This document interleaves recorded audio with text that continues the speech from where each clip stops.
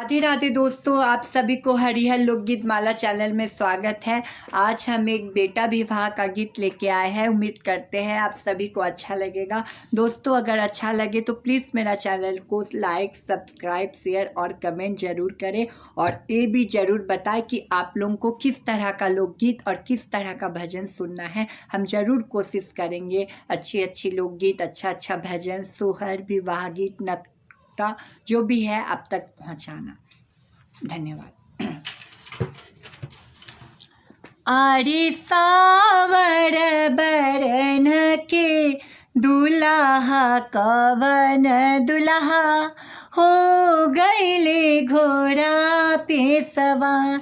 आरे सावर बरन के दुल्हा राम दुल्हा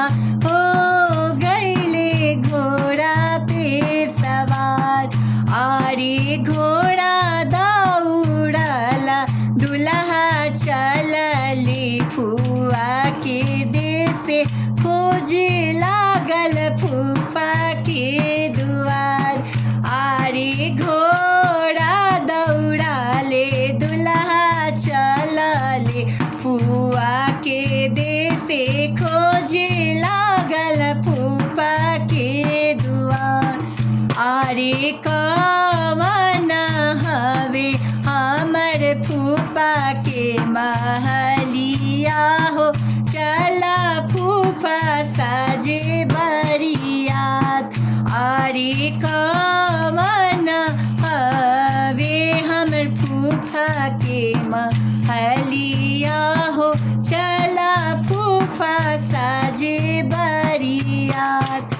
आरे हमरो के चाही बबुआ चरना के घोड़ावा, फुआ जी के गले के रहार। आरे हमरा के चाही बबुआ चरना के घोड़ावा हो, फुआ जी के गलावा के हार। आरे तोहरा भाई लागी चरने के मारसल, तब चलब तोहर बरियात। आरे तोहर भाई के चरे लागी मारसल, तब जइबो तोहरे बरियात। हो कहाँ पैबो फूफा हो चरना के घोड़ावा, कहाँ पैबो फुआ गले हार।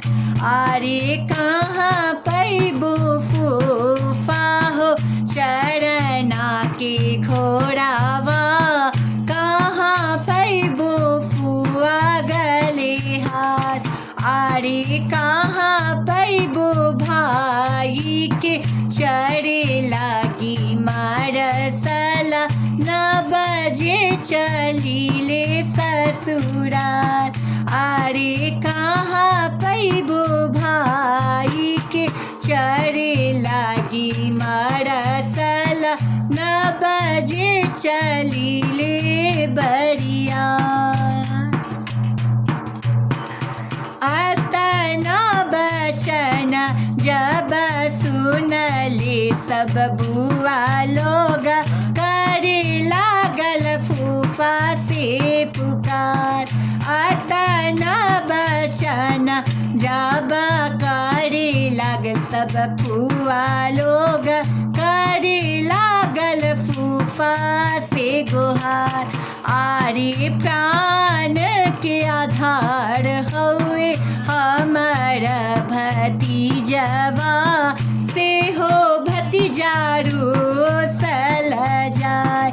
आगे आगे लगैबो प्रभु जी चरना के घोड़ावा, सोनरा घरे पैबो सोने हार।